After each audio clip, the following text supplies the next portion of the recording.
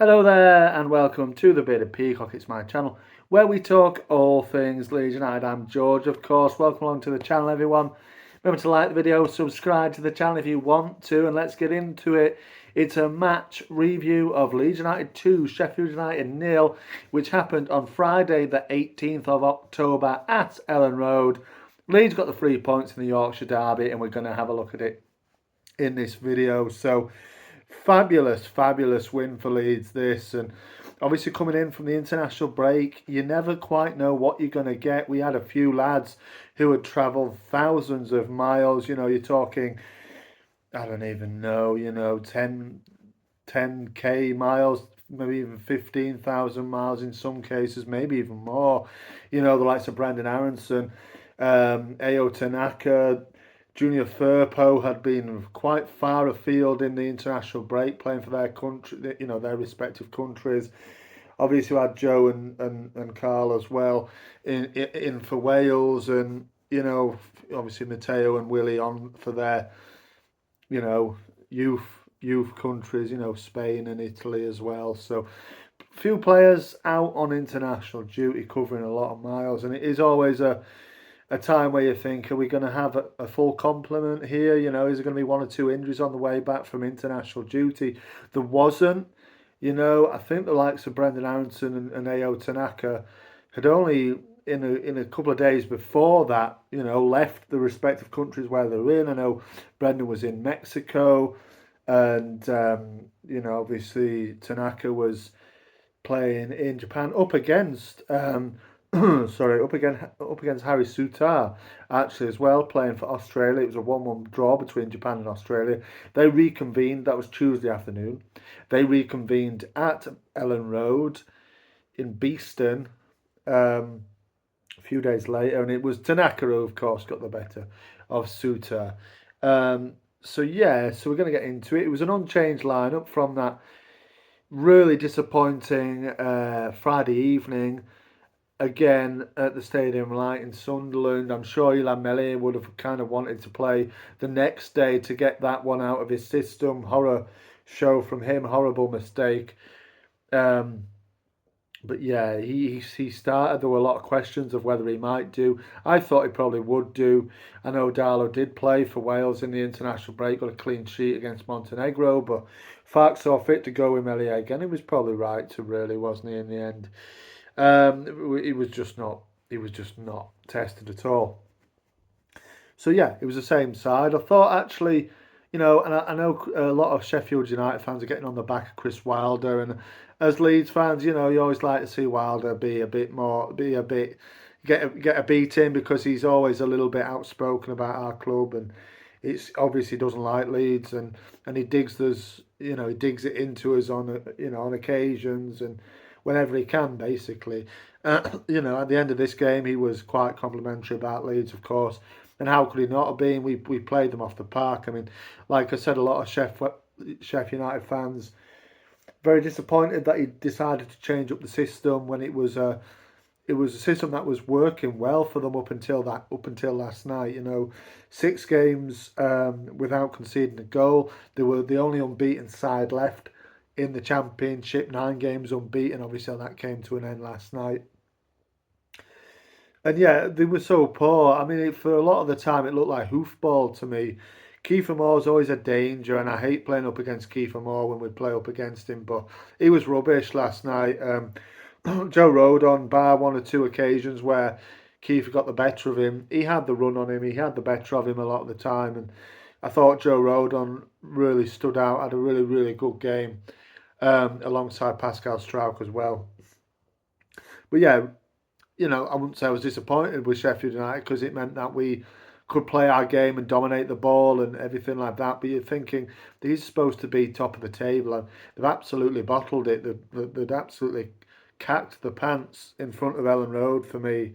And Chris Wilder was trying to do something where he contain us and then hit us on the break, but it was just poor.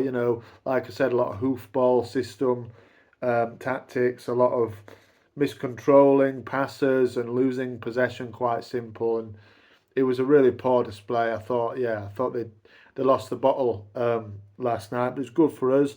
I mean, we played well. We controlled the ball. We controlled the patterns of play. We didn't really get a great deal in the first half in terms of opportunities. Obviously, Ramazani hit the post, but that's a really tight angle.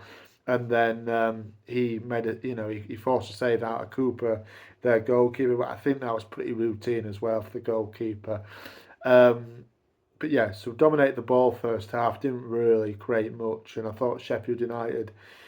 There was always a chance that Sheffield were gonna hit us on the break a little bit or get a set piece and it go for them, but they just didn't. They didn't offer anything at all really. For me, what was really not surprising but strange from Wilder was the fact that he didn't play um, Raksaki, who obviously got the two goals in the previous win at Bramall Lane against Luton Town before the international break. And I watched that game and I thought they looked good. They looked good. I mean, Luton were not good, but they did look very good. And why you drop him after scoring two goals, I don't understand it. I don't understand why I put James Shackleton in. We know what Shaq's like. He's not a very good football player, and I don't know if there was a bit of sentiment or what, because he's not a good player. Up against Willie Gnonto, I thought Shaq was absolutely destroyed yesterday, and he was always going to be. It was not going to be a nice evening for him really in terms of playing up against Leeds because. For me, Wilder's only put him in there because he used to play for Leeds. That's literally the only reason. And like I said, we know what a poor player he is at times, and he definitely showed that last night. Whipped off on 60 odd minutes because Wilder said he was out of gas or something like that. It's not just not good enough, and well, that's their problem. But it did benefit us.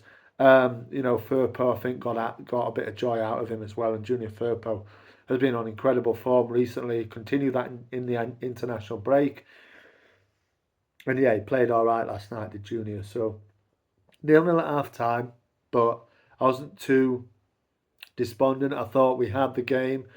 We're in control of the game. There's always a little bit of oh dear, they're going to score. But you know what I mean? That's just any game of football, isn't it? You're always wary that the opposition might come together in good periods of play and score a goal against you. But they had periods of possession in the second half, odd 5 minutes here and there, but generally they just didn't create anything of note. And we're playing up until now. This is nearly a day later, and they wouldn't have scored. They were poor, and I didn't think we were really anything special. And going forward, we were dominating the ball, possession nicely, winning the ball back quickly. I thought Rothwell and Tanaka were absolutely excellent. Um, and that was really good to see. But I didn't think we were so dominant in terms of pressing home our advantage, in making them into goals. And the corner that led to the goal sort of came out of. I want to say, well, it kind of did come out of nothing, really, I thought. Because, like I said, we were dominating the ball, but we weren't really creating that many clear-cut opportunities. And it was a goal from a corner. I know people are making a big deal out of it. Pascal himself, he said at the end with a little message to the fans, a goal from a corner, you know what I mean? And yeah, finally a goal from a corner. It's about time we got one in, and I think it was a little bit lucky. I mean, Rothwell's played it across the floor. He's ran onto it and volleyed it in, half volleyed it in, and it come off his shin. A little bit lucky, goes in the top corner, but I think from then on, the 69th minute, I think it was, I think we've won that game. And you don't want to count your chickens before they hatch. There's still 20 odd minutes left with injury time, so you've got to be wary. But I thought we handled it really well, and there was no doubt we were the best team on the night. Mateo Josie comes on. It's his 21st birthday today, as of recording. So happy birthday to him. Or feliz cumpleaños, if you want to speak Spanish. And he gets a goal. So great composure, great strength to hold off the defender Peck. I think it was a young lad Peck who came on. And slotted it through the goalkeeper's legs to wrap the game up. It was a really nice little bit of play actually, and I think Solomon probably won't get the plaudits that he probably deserved in that move, because he sort of little shimmy just to get it on his left foot and play the ball down the line to Perot. Kind of caught their player off guard a little bit, which gave him the space to play that ball down the line. Perot's then picked out a lovely pass, hasn't he? To be fair, and and Mateo's finished it off lovely, and that's it. 2-0, game over, into second place. And the results today, I know Burnley won, they've gone top. West Brom drew, didn't they, with Oxford? So yeah, we're still in second, I think, as it stands. Oh no, we're in third. Sorry, I think we're in third out. Which Sunderland play tomorrow, so we'll see how that gets on. But we're only a couple of points off the top. So I think it's good signs. The way we controlled the team that had been unbeaten, like I said, hadn't conceded in 6 games. As bad as they were, you still got to go up and beat them, because they have quality, individual quality that can on any day hurt you. Although the likes of O'Hare, Gustavo Hamer, extremely poor. I know I'm not just saying this to banter them or to goad at them, but I actually did forget that they was playing. I didn't even realise when they've been taken off the pitch. To be fair, they were that anonymous in the game. Vinny Souza with his shit housery. Is sort of an amateur level of that really. Um, he falls under the sort of the category of Brazilian, yeah, shit house, I think, instead of a kind of one of a little bit of technical quality, or he does clearly have a bit of technical quality, but in the end, yeah, they were poor, but we had to dispatch them, and that's what we did. And before the game, I was kind of confident that we'd probably squeeze a win. Because I'm confident any time Leeds United step onto Elland Road in this division, I'm confident that we have, the better of any team. And it is the top teams in this league obviously going to go at you a bit more, or you thought that Sheffield United would.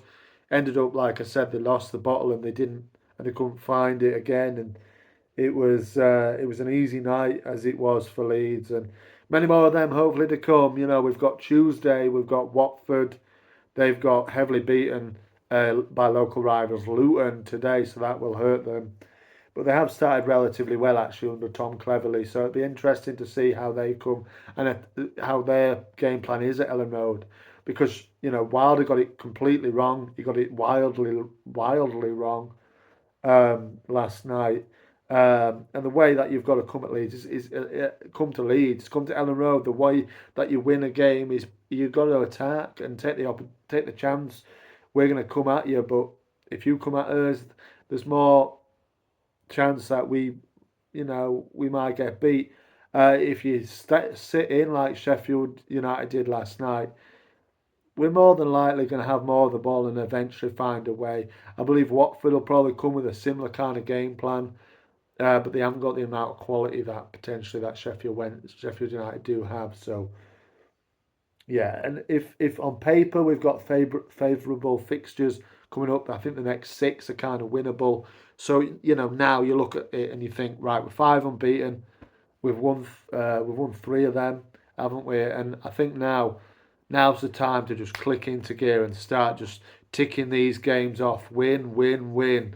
That's all you've got to do. And these games are definitely an opportunity to do that for me. I know you can't underestimate any of the opponents really, but generally once we find our flow, we're doing all right. With the likes of Solomon, Dan James coming back into the squad, when they start to get fully fit, we've got more options there and good quality options that I'm sure any um, any other team in the championship would be more than happy to have. So yeah, some of the guys coming back, we're looking all right, and that was a really really good win last night for Leeds. Let me know how you saw it. Any Sheffield United fans, give me your thoughts on the game and your thoughts on the season. Obviously, it's just one game. It's a win, but there's loads left. There's 36 games to go, isn't there? So there's plenty of time. We really need to just keep going. But you can't deny that was a real